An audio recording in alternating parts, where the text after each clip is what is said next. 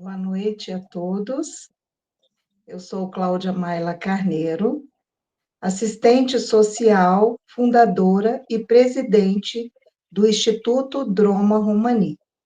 Este é o nosso programa de entrevista Café com Prosa, que integra o nosso projeto cultural Raízes Étnicas, onde procuramos evidenciar tradições e costume de povos e comunidades tradicionais, para preservar e divulgar, principalmente auxiliar na construção do respeito às diversidades e no fomento da inclusão social e seus integrantes.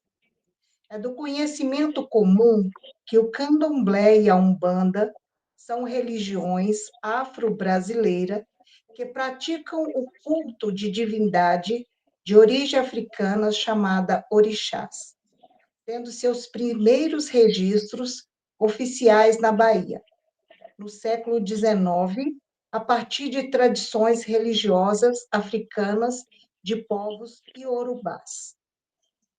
Essas tradições foram trazidas ao Brasil pela população negra escravizadas, vinda de países da África Ocidental, como Nigéria, Benin e Togo.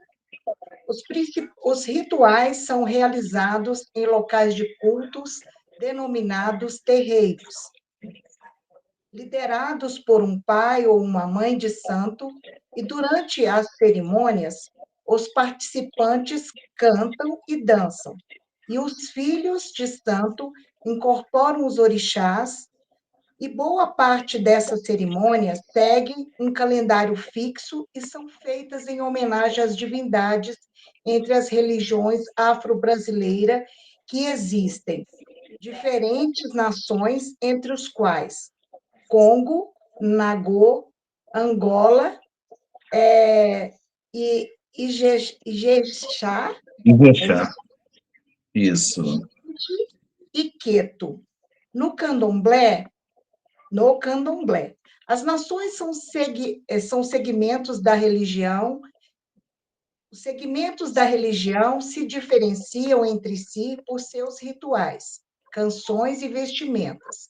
E para nos contar com muita propriedade sobre estas características das religiões afro-brasileiras, recebemos com muita honra Tateto Oguiandê, da Casa Senhor do Bonfim, que é a linha de Omolocô, para a qual pedimos que nos explique essa diferença entre os cultos afro-brasileira.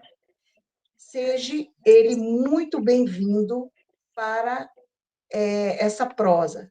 Esperamos que, com o nosso diálogo hoje, seja uma contribuição para o conhecimento voltado à construção da paz, do respeito e da inclusão social em nome da igualdade de direitos e da liberdade religiosa. Fique à vontade, pai. Boa noite a todos. Cláudia, é um prazer estar aqui. Você sabe que você mora no meu coração, né? E a minha casa é a sua casa.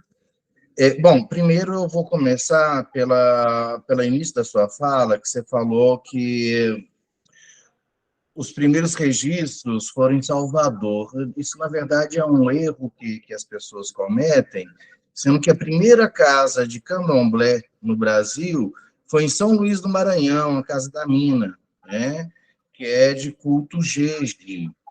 E Minas Gerais também é um grande berço de cultura africana. Em Minas Gerais tem mais de 3.000 quilombos, comunidades quilombolas, muitas delas fechadas, que não recebem visitação, e que tem a sua grande origem banto, né? Angola, Congo, Moçambique, e aí desses povos surgiram as guardas de Congado, né?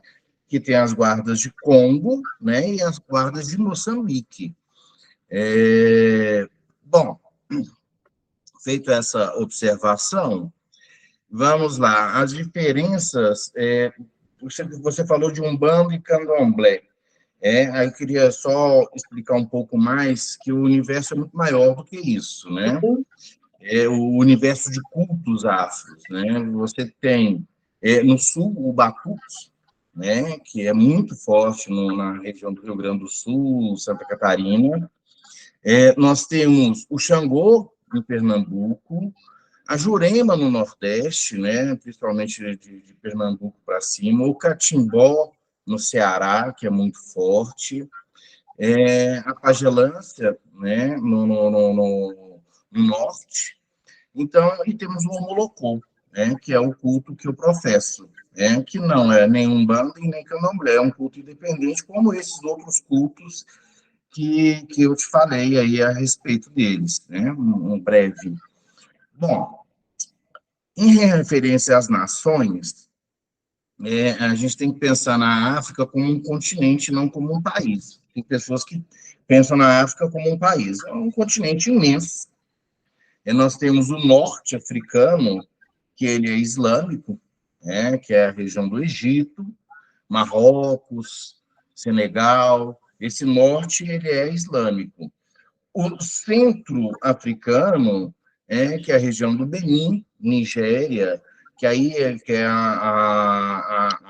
os cultos iorubás, né, os cultos nagôs, que cultua-se orixá e vodum, e nós temos o sul da África, começando por Angola, Moçambique, Cabinda, na verdade, né, pronunciei errado, Cabinda, África do Sul, que é a África Banto, que se cultua principalmente os inquinces.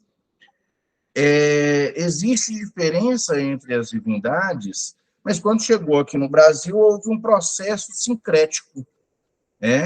Eles reuniram, e por causa dessa hegemonia nagô, ficou se prevalecendo um sincretismo dos inquins e dos voduns com os orixás nagôs, né, da região da Nigéria. O que acontece com isso?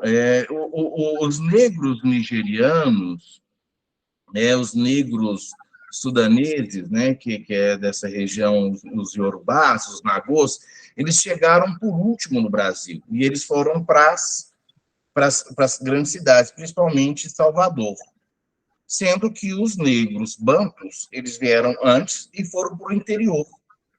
Então, por isso que tem essa característica de Minas Gerais, ser um estado de maioria de negros bantus.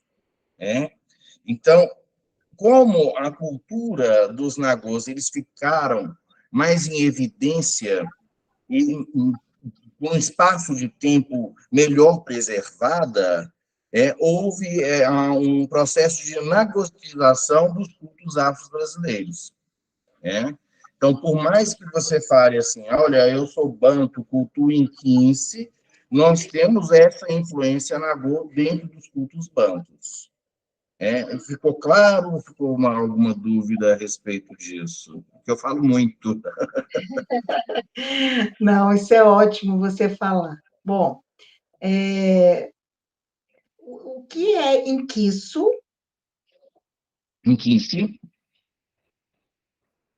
Sim. Inquince as divindades dos cultos bantos, como os orixás são as divindades do culto iorubá, como os voduns são as divindades dos cultos Jeje, né, que é a nação de Jeje, né? Então, os inquinces são essas divindades, que são Nkusi, Kabila, Terecompenso, Zazi, essas divindades, elas pertencem ao panteão de divindades bantus, que são Nossa, forças da natureza, tem lendas próprias, histórias próprias, fundamentos próprios. muito Se rico. assemelham em algum momento com os orixás. Por exemplo, Zazi, que é o vulcão, é o fogo, é sincretizado como Xangô. Então, é muito Hum, comum, por exemplo, as pessoas me chamam Fernando de Oxalá, sendo que, de fato, eu não sou de Oxalá, eu sou de Caçulembá, dentro da cultura banto. Mas, como existem semelhanças entre as divindades, entre Oxaguian e Caçulembá, fiquei conhecido como, como Fernando de Oxalá. Me repete o nome novamente, Tateto.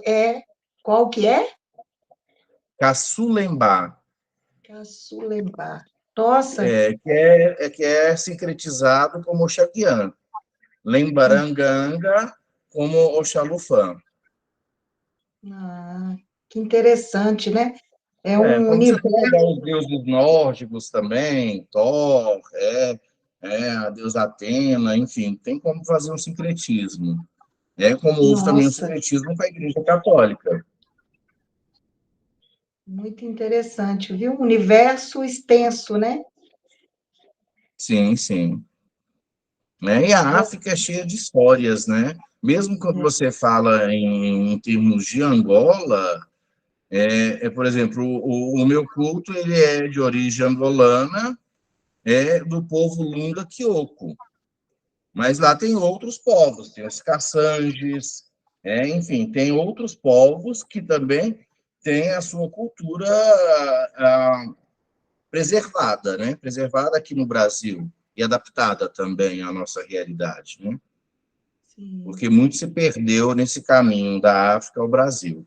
E é lógico que não existe um purismo, mesmo porque nós não vamos, nós não fazemos os mesmos fundamentos que são feitos na África. né? Então, aqui você fala assim, não, minha casa é pura. Você tem circuncisão, tanto masculina quanto feminina? Isso não é uma prática no Brasil. Não sacrificamos cachorro aqui no Brasil. Na Nigéria se sacrifica cachorro para algum.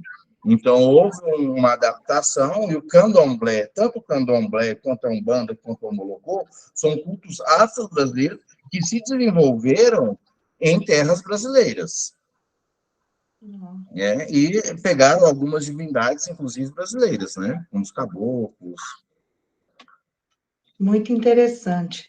Bom, conte-nos um pouquinho sobre a história desta religião afro-brasileira e dos benefícios sociais com que ela contribui para a formação de nossa sociedade. Bom, vamos lá. O Omolocô, segundo relatos, ele surgiu em Minas Gerais através de Chico Rei, é o mesmo das guardas de Congado.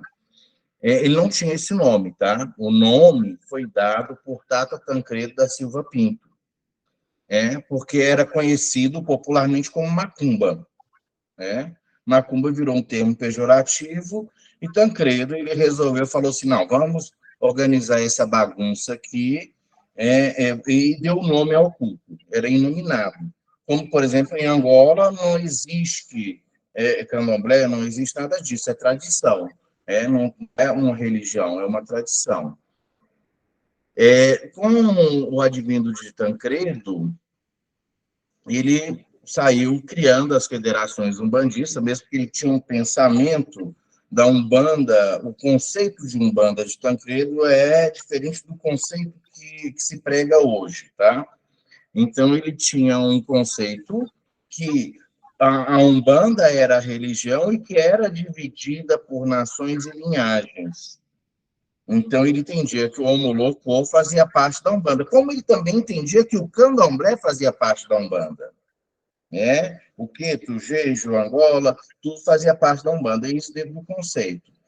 E tem houve uma briga bem grande, porque quando veio essa questão da Umbanda branca, e que, na verdade, é Umbanda de branco, que é uma Umbanda racista, a Umbanda do asfalto, ele tem uma frase famosa, que ele fala o seguinte, que estão criando uma Umbanda no Brasil, sem características africanas, indígenas, sem sacrifício e sem atabaque. Isso pode ser qualquer coisa menos Umbanda. Palavras de Tancredo da Silva Pinto. Só que acabou que o conceito que se tem hoje de Umbanda é diferente. E o Omolocô ele ficou num limbo.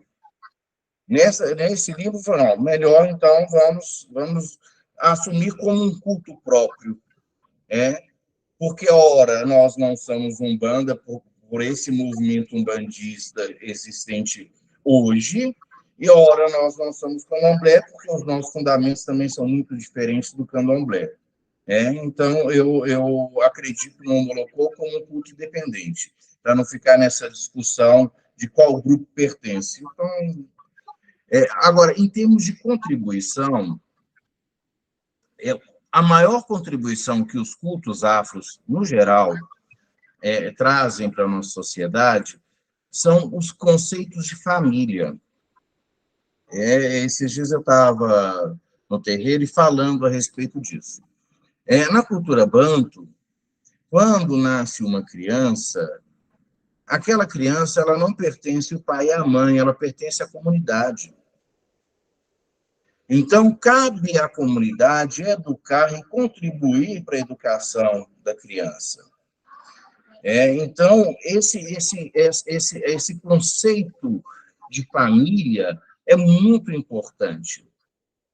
Hoje, você vê as pessoas cada vez mais isoladas, e nós moramos numa cidade aí sei lá, 8 milhões de habitantes, que deve ter a grande Belo Horizonte, e você está isolado.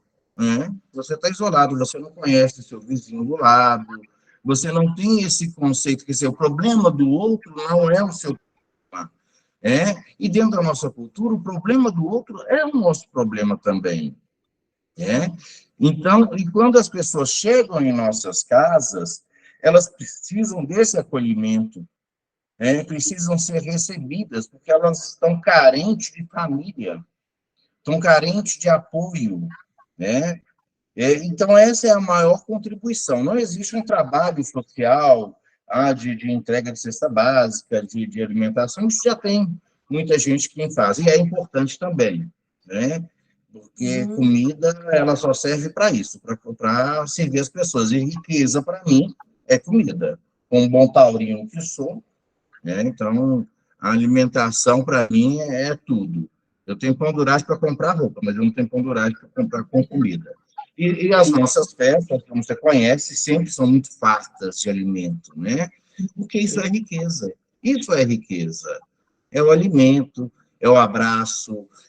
O nosso Deus é tão vivo que a gente conversa com ele. Vem aqui e você vai conversar com a sua divindade. Você vai abraçar, você vai sentir a energia deles. Não está distante, não está nos julgando, está nos acolhendo.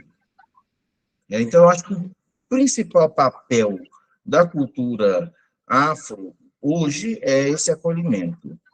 Porque nos terreiros, assim, é trans, é sapatão, é bandido, seja quem for, vai ser bem recebido. Claro. Aqui em casa, as portas são abertas. Às vezes chegava um pessoal bem mamado de cachaça, entrava, pode entrar, fique à vontade. Aí teve um que, depois de um tempo, chegou aqui e falou assim, parei de beber, minha vida mudou, eu vim aqui para agradecer.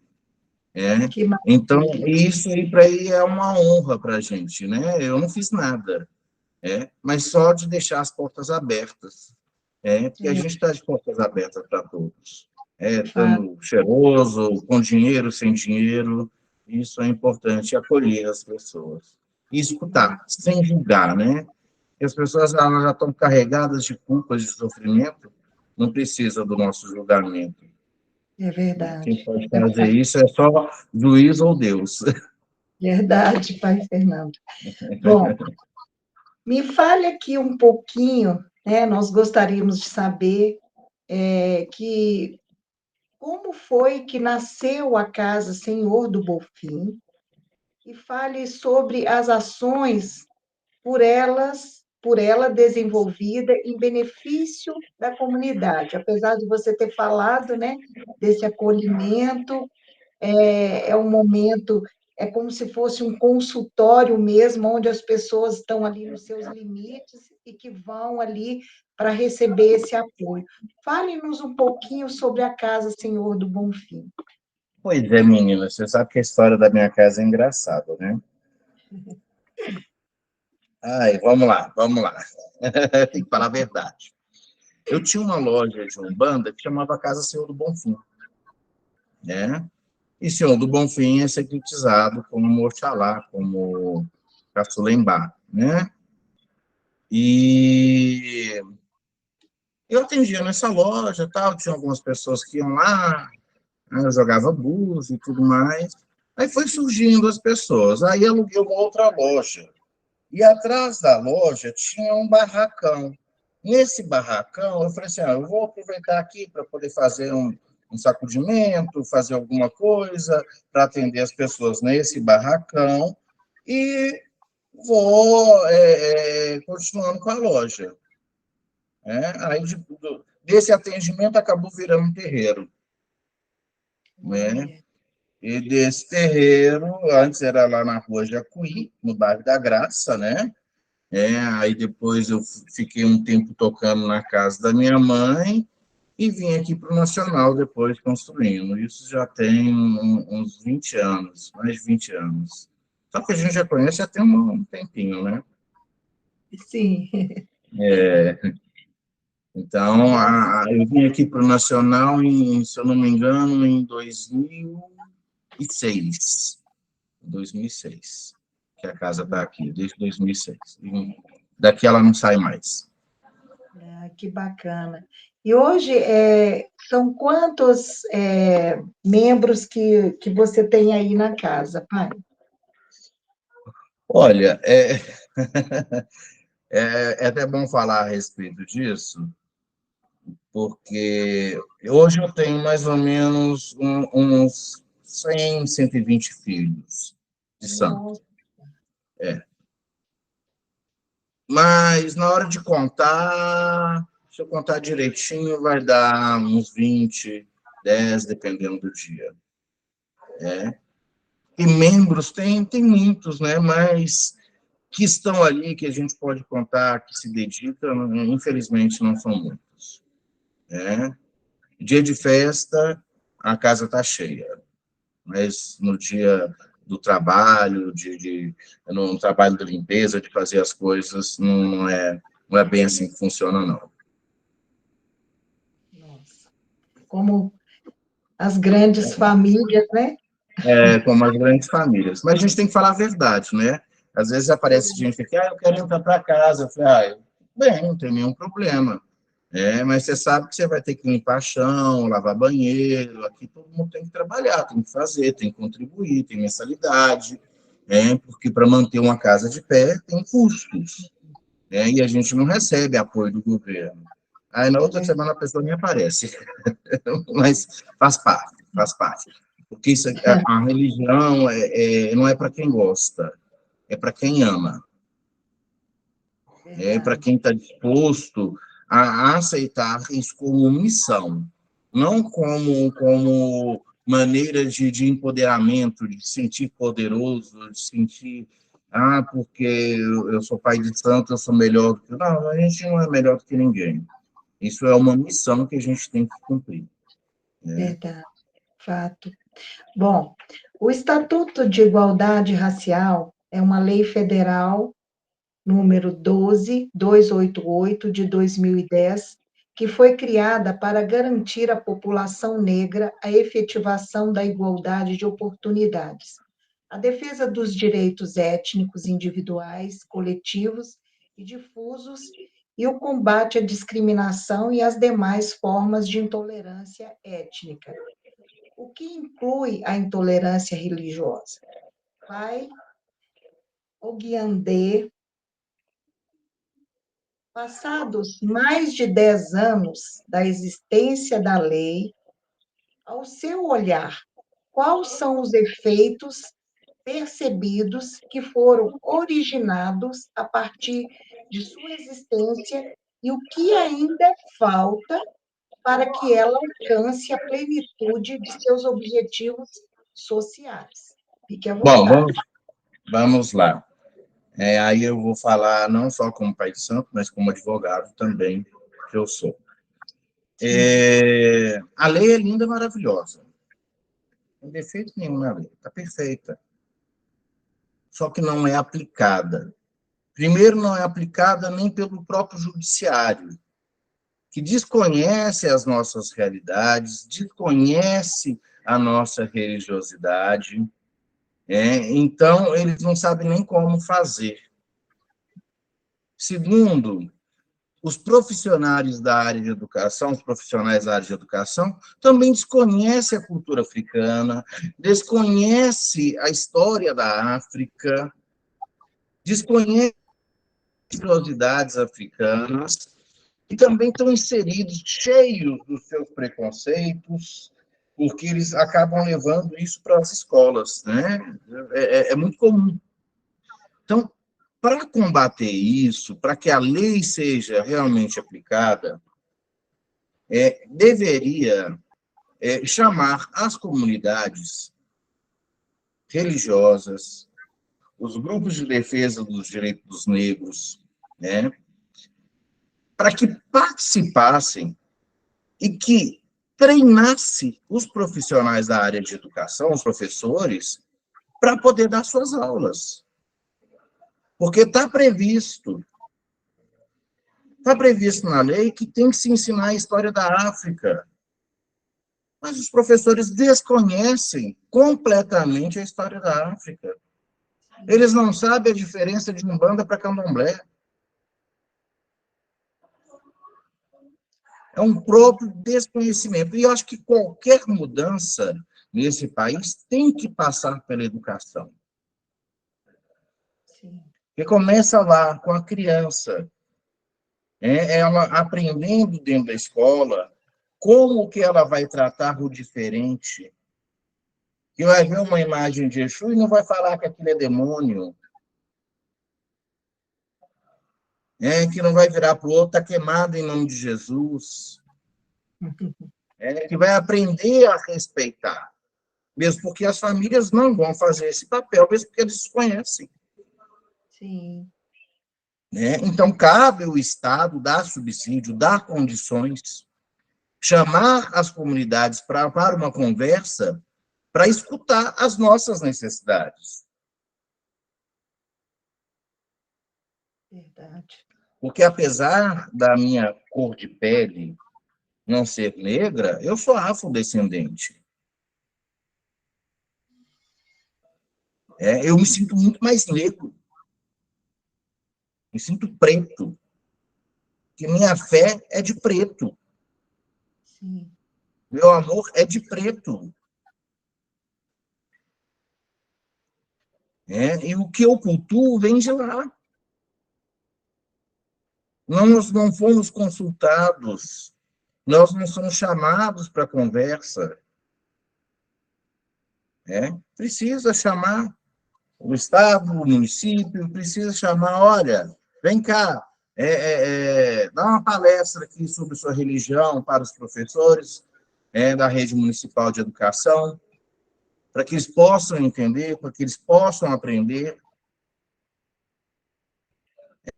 Vem aqui, os professores podem vir aqui na minha casa, aqui assistir uma sessão, assistir uma festa, para entender, pelo menos conhecer, falar assim, não, eu fui. Não é para poder converter, que não é a nossa intenção, a nossa religião não tem essa intenção de conversão, a gente não sai batendo na porta de ninguém para converter ninguém. E nem as pessoas que batem as nossas portas, a gente tenta converter. A gente atende, recebe, ajuda, independente da religião que a pessoa professa. Verdade. Bom, o Estatuto também tem como objetivo planejar, garantir e colocar em prática ações que permitam o desenvolvimento dessa igualdade, propondo um texto base que pode ser aplicado em prol de políticas públicas e ações afirmativas. Porém, nos deparamos na realidade com políticas públicas excelentes que têm dificuldades para saírem do papel, no formato construtivo no qual foram escritas. Qual é a sua opinião, o motivo para esta distorção tão penosa para os mais vulneráveis? Fique à Bom, vontade. vamos lá. Primeiro, a gente teve um período aí de 4 anos de um governo de extrema-direita, um governo racista e um governo que não se preocupava com as minorias. Né? Isso é de conhecimento público e notório, que foi um retrocesso que a gente sofreu durante esses 4 anos. E agora a gente vê um governo aí democrático, que tem suas falhas, mas que está no campo democrático e que tem incentivado, como colocou ministros negros, colocou pessoas da comunidade, transexuais, enfim, todos fazem parte desse governo, recebe bem as nossas comunidades. Precisa de uma política mais efetiva. E precisa também as pessoas entenderem que, se você trabalha numa empresa, e se trabalha lá 10 anos e não recebe os seus direitos, mandado embora, não recebe nada, é colocado na rua, é revoltante isso, não é? Imagina o africano escravizado, foi tirado da sua terra, veio para cá, trabalhou como escravo, aí veio a princesa Isabel, vocês estão tudo livre amanhã. Bacana. Mas qual foi a compensação que eles receberam? Nenhuma. Pelo menos quando estava escravizado, tinha alimento e tinha onde dormir. Então, dormia mais nada. E ainda tinha uma lei que proibia de negros adquirirem bens, terras. O que você queria? Marginalização. Esse povo foi jogado à marginalidade. Não houve, até hoje, uma compensação para que eles pudessem fazer parte efetivamente da sociedade. A polícia ainda, se for parar um negro ou um branco, vai parar o negro. Os juízes ainda condenam. O direito penal brasileiro ele foi feito para condenar os pobres e pretos. Enquanto o crime de colarinho branco, o crime do rico, ele passa batido. Nós temos uma sociedade extremamente racista. E um racismo que a pessoa nem percebe que ela é racista. Mas é racista. Porque tudo que vem do negro, para essa sociedade, não presta. Você vê na televisão, você vê filmes sobre deuses nórdicos, sobre Thor, mas você, quando vai falar de orixá, é demônio. Ora, na mitologia grega tinha um sacrifício humano. Na mitologia africana não tem sacrifício humano, não. Mas como veio do branco, é bem aceito.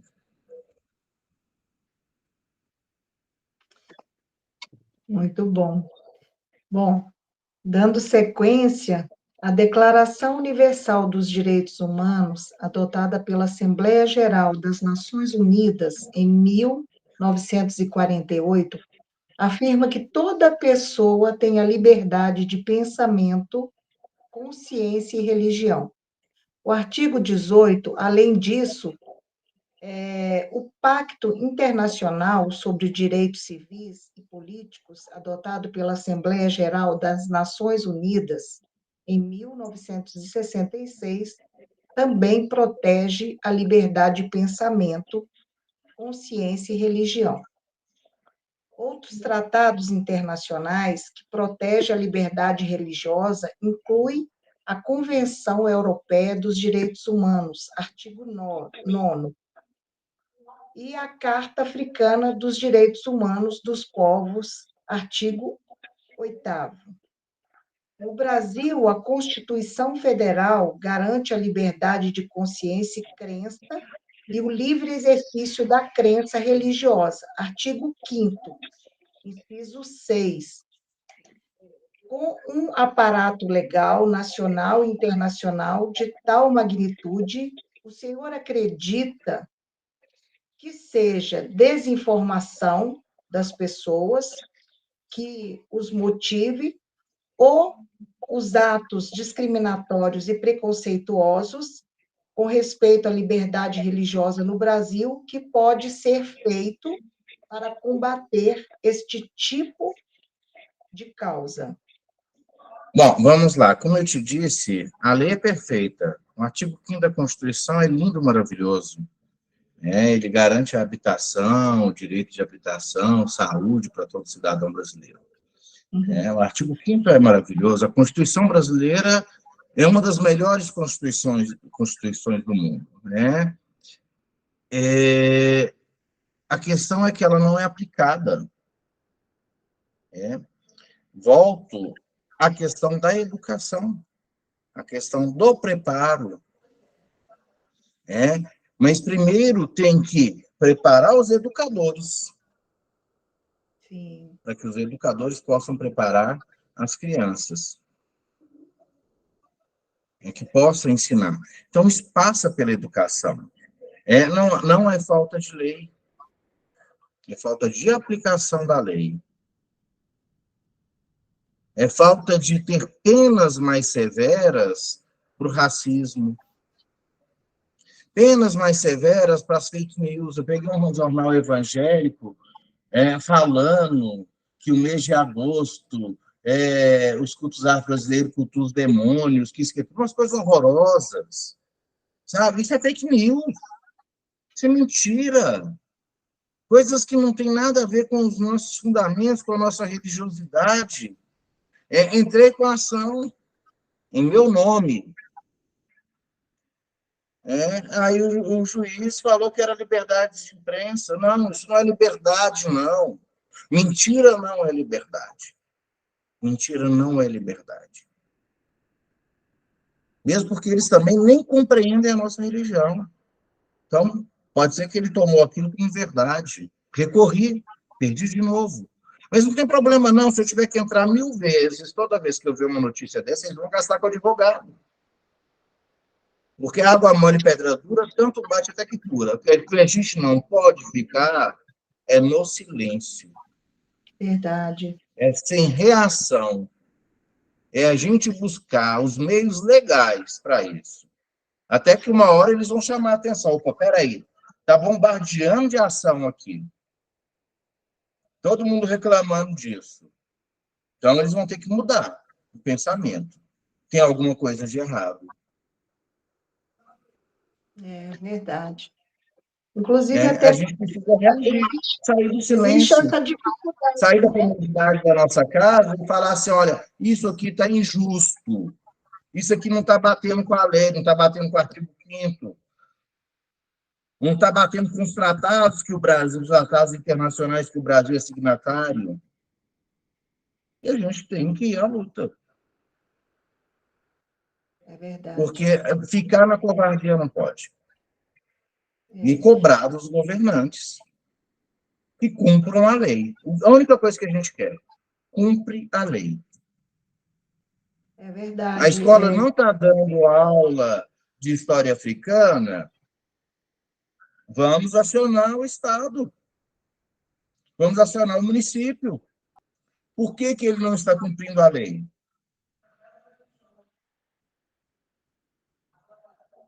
Sofreu preconceito religioso numa empresa? Vai acionar a Justiça do Trabalho, sim. Sofreu na escola? Vai acionar os responsáveis. Isso não pode ficar no silêncio. Para isso tem advogado, gente. E advogado, hoje em dia, se jogar uma pedra para cima, cai uns 20. Não é difícil. E eu também me coloco à disposição também para quem precisar. Ótimo, muito bom. Até porque também, pai Fernando, Tateto, né? O que a gente vê também nos dias de hoje muitas pessoas não têm informação, né? A gente vê isso. Aqui, eu vou falar só um pouquinho sobre isso.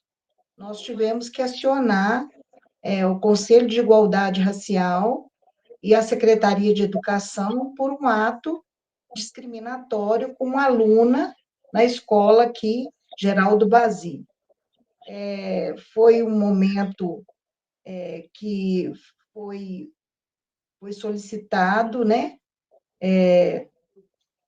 a secretária também, para que tomasse providência, porque foi uma discriminação, assim, terrível com uma aluna, e ela estava sofrendo muito, inclusive pelo fato das outras alunas não querer estar perto, achando que era uma coisa demoníaca mesmo, né? Então, quando se fala de buscar o apoio jurídico, muitas vezes essas pessoas também elas não sabem.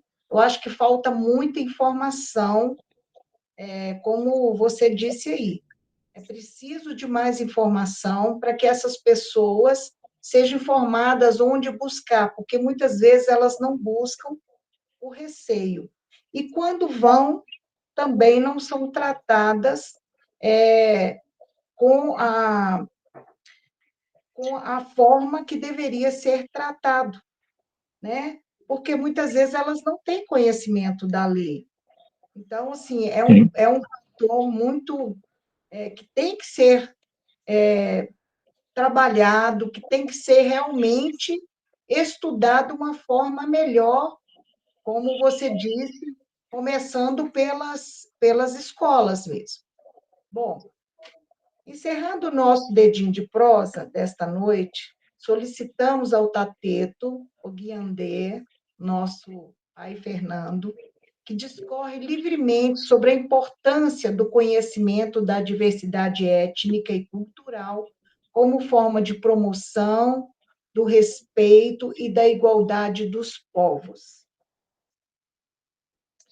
Bom, eu vou falar de um assunto que a gente falou muito de preconceito, de racismo, e agora eu vou tocar na nossa ferida, porque existe também, dentro dos próprios cultos, o preconceito interno, as brigas internas, né? Ah, o povo de Umbanda se acha melhor do que o povo de Candomblé, o povo de Candomblé se acha melhor do que o povo de Umbanda, e daí em diante, um pai de santo acha que sabe mais do que o outro, enfim. Primeiro que a gente precisa ter em mente o conceito de família, de tradição. Eu faço parte da minha tradição e faço aquilo que a minha mãe me ensinou, que, por fim, a mãe dela ensinou para ela, e daí em diante. Cada um tem que seguir a sua tradição. O arco-íris só é bonito porque é colorido. Uhum. Então, se eu vou numa casa de quê, eu vou lá para ver o culto deles. Eu não quero que eles copiem o meu culto, como eu também não tenho que copiar o deles. Então, a diversidade é importante, e sem perder o foco na fé. Porque o que nos une não é a diferença. O que nos une é o que nós acreditamos. Todo grupo que tem hegemonia tem a tendência de combater os grupos menores. Só que a gente já está no século XXI. Está na hora de mudar o pensamento e pensar de uma forma mais plural. Hoje a gente não tem mais dois gêneros, gênero masculino e feminino. Descobrimos que tem outros gêneros. E ter essa diversidade, respeitar essa diversidade, a pluralidade da nossa sociedade é que torna o povo brasileiro diferente dos outros. Porque a nossa Constituição fala, é livre o culto religioso. Olha para você ver que bacana, todo mundo pode se encontrar no mesmo lugar e ser feliz. Tem espaço para todo mundo. Tem espaço para todo mundo. E só vai dar certo se aprender um respeitar o outro. Fato. Dentro dos cultos afros, precisa também ter esse respeito um pelo outro. É a retomada das hierarquias, as pessoas entenderem que tem um tempo certo para cada coisa. É para que a nossa religiosidade possa ser encarada também com seriedade. Precisamos mudar o nosso pensamento, porque cada um mudando o seu pensamento, a gente muda o mundo. Começa de um por um. E a gente tem que começar com nós, pelos nossos comportamentos. Uma sociedade plural tem essa necessidade de respeitar uns aos outros. Então, tudo passa pelo respeito, pela educação, pelo amor, pela fé. Tem espaço para todo mundo. No mais, eu fiquei muito honrado de participar. Você mora no meu coração. Pode contar comigo para o que for necessário. Sabe que minha casa está de portas abertas para você. Né? Obrigada. Obrigada, pai Fernando. Nós somos uma família. Com certeza. Agradecemos muito, com muita honra, né, que tivemos em contar com a sua presença luminosa nesta noite, nessa entrevista construtiva de uma sociedade mais justa. Muito agradecida mesmo pela explicação enriquecida de detalhes da história que não são conhecimento de todos. E eu acredito que quanto mais pudermos fazer entrevistas, trocar essas informações, porque muitas pessoas realmente não conhecem a realidade dos povos de matriz africana. Falo que o preconceito ainda está muito enraizado e precisamos de cada vez mais desse diálogo, dessa explicação tão enriquecida, para que aqueles que assistirem possam ver que a realidade é outra. E se quiser, pode disponibilizar o meu contato, o meu WhatsApp, tá? Para quem precisar, eu estou à disposição. Agradeço muito, pai Fernando. Nossa entrevista encerra por aqui, mas, por favor, fique aí para continuarmos o nosso bate-papo. Muito obrigada, boa noite, axé.